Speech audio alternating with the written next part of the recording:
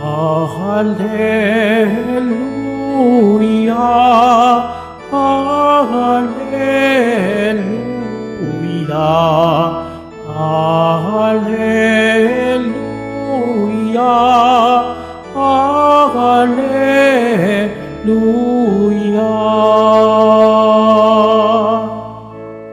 Ang sa akin nagmamahal, tutupad sa aking aral,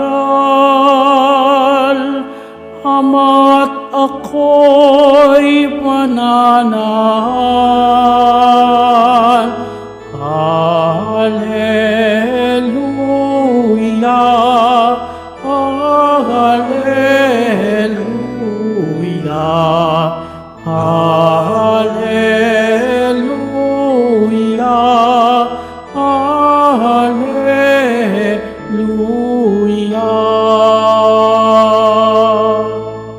Sumainyo ang Panginoon. At sumayo rin. Ang mabuting balita ng Panginoon ayon kay San Juan. Papuri sa iyo, Panginoon. Noong panahong iyon, sinabi ni Jesus sa kaniyang mga alagad, "Kung iniibig ninyo ako, tutuparin ninyo ang aking mga utos. Dadalangin ako sa Ama at kayo'y bibigyan niya ng isa pang patnubay na magiging kasama ninyo magpakailanman.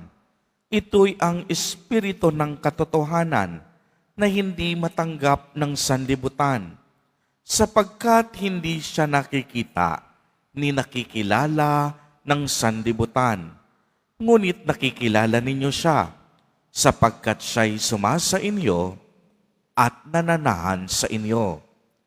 Hindi ko kayo iiwang nangungulila. Babalik ako sa inyo. Kaunting panahon na lamang at hindi na ako makikita ng sanlibutan. Ngunit ako'y makikita ninyo, sapagkat mabubuhay ako at mabubuhay rin kayo. Malalaman ninyo sa araw na yaon na ako'y sumasa Ama, kayo'y sumasa akin, at ako'y sumasa inyo. Ang tumatanggap sa mga utos ko at tumutupad nito, ang siyang umiibig sa akin. Ang umiibig sa akin ay iibigin ng aking Ama. Iibigin ko rin siya at ako'y lubusang magpapakilala sa Kaniya." Ang mabuting balita ng Panginoon. Pinupuri ka namin, Panginoong Hesukristo. Magsiupo mo ng lahat. Magandang umaga po sa inyong lahat, mga kapatid kay Kristo. Sa lahat po ng ating mga taga-subaybay, sa iba't ibang online platforms, at sa lahat ng ating mga kadiboto, sa iba't ibang panig ng Pilipinas, at maging sa buong mundo, kung saan tayo ay naaabot ngayon ng ating live streaming.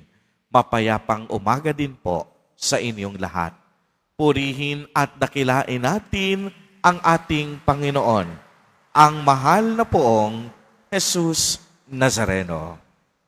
Mga kapatid kay Kristo at mga kadiboto, malugod po namin kayong tinatanggap sa Basilica Minor at Pambansang Dambana ni Jesus Nazareno.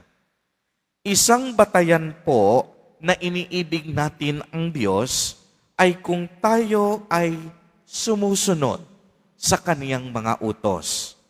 Ito ang makapangyarihang pahayag ni Jesus Nazareno sa ating ebanghelyo sa araw na ito. Siya mismo ang nagsabi, "Kung mahal ninyo ako, isa sa katuparan ninyo ang mga kautusan ko." Alam ni Jesus Nazareno na hindi madaling sundin ang kalooban ng Diyos, sapagkat ito ay nangangailangan ng ibayong pagsasakripisyo at paglimot sa sarili. Bagamat napakahirap, ito ay posible. sapagkat hindi naman tayo iiwang nag-iisa ng Panginoon. Ayon kay Jesus Nazareno, isusugo ng Ama sa pamamagitan niya ang banal na Espiritu. At ito ang magiging tanda ng misyon ng ating simbahan. Ang patnubay, ang Espiritu Santo na gumagabay sa pagpapalaganap at pagbibigay saksi sa mabuting balita. Ang Espiritu Santo din po ay ang ating tanglaw at liwanag. Siya ang magiging lakas natin upang maging matapat tayo sa pagsunod sa ating misyon bilang mga Kristiyano. Kaya nga narinig natin sa unang pagbasa, kayo'y hinirang ng Diyos Ama ayon sa kaniyang kaalaman mula't mula pa upang pabanalin ng Espiritu Santo upang maging masunurin kay Hesukristo at maging malinis sa bisa ng kaniyang pagkamatay. Ibig sabihin, ang Espiritu Santo ay hindi lang basta-basta gabay at patnubay natin, kung hindi, siya mismo ang nagpapabanal sa lahat ng ating mga gawain. Kaya nga ipinapaalala sa atin sa ikalawang pagbasa, maging malinis nawa ang ating mga budhi. Mabuti pa ang magdusa sa paggawa ng mabuti kung ganito ang kalooban ng Diyos kaysa gumawa ng masama. Mga kapatid, talagang nagaganap yan sa ating panahon ngayon. Minsan, kung sino pa ang nagsasabi ng totoo, siya pa ang napapahamak at nasisisi. Minsan, kung ikaw ang gumagawa ng maraming kabutihan sa kapwa, kinaiinggitan ka ng marami. Minsan, habang pinipilit mong magsimba at magpakabanal, magdasal at mas lalong mapalapit sa Diyos, saka ka naman hinuhusgahan ng iyong kapwa. Minsan, habang pinipilit mo na magbagong buhay at gumawa ng mabuti, saka ka naman pag-iisipan ng hindi maganda ng iyong kapwa. Ito po yung sinasabi ko kanina.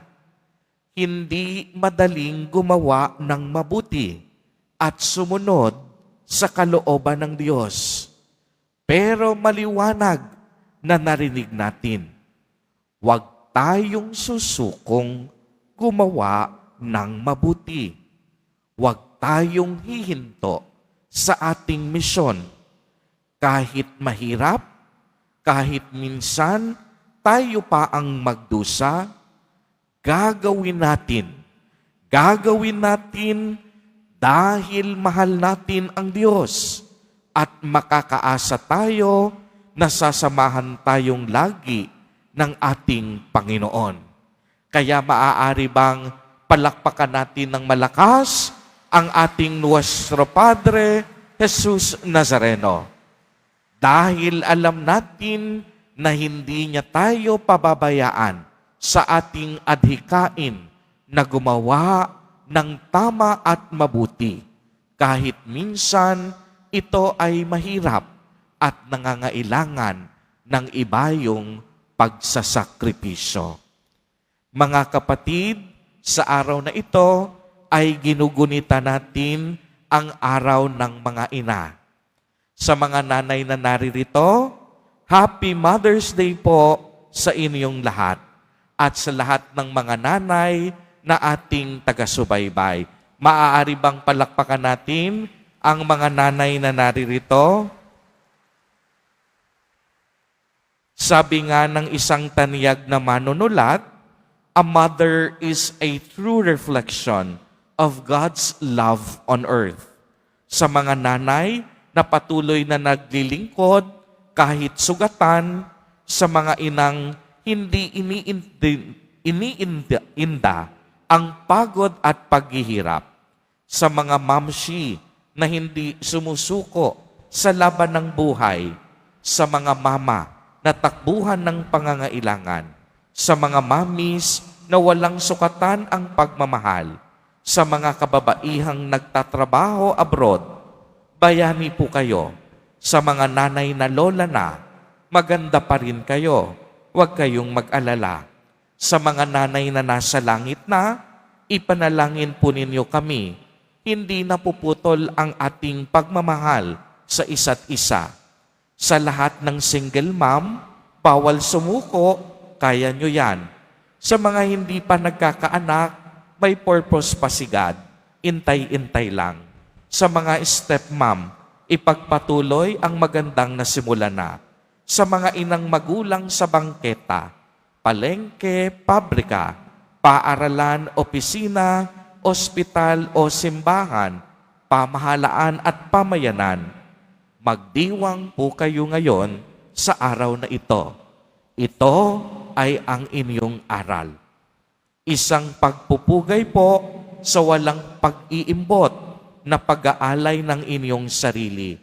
Tunay ngang ang pagmamahal ng isang ina ay isang makapangyarihang tanda na ang Diyos sumasa atin.